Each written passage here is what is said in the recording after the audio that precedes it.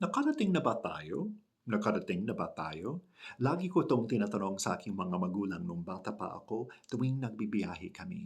Ngayong araw na 'to ang sagot sa aking tanong kasi nakarating na tayo sa natatanging araw ng muling pagkabuhay ng Panginoon. Alleluia, alleluia. Pero kung tutuusin, saan ba tayo talaga nakarating ngayon? Nakarating na tayo sa pag-uumpisa ng isang bagong kabanata sa patuloy nating paglalakbay kasama si Jesus.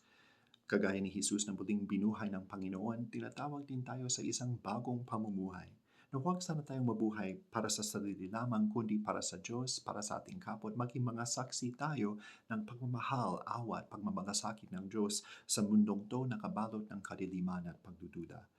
Naway baguhin ng Panginoon hindi lang sanang tinapay at alak upang gawing katawan at dugo ni Kristo, kundi ang ating mga puso. Naway makatulad sila sa puso ni Jesus at sa gayoy, magamit tayo ng Panginoon upang baguhin ang ating mundo.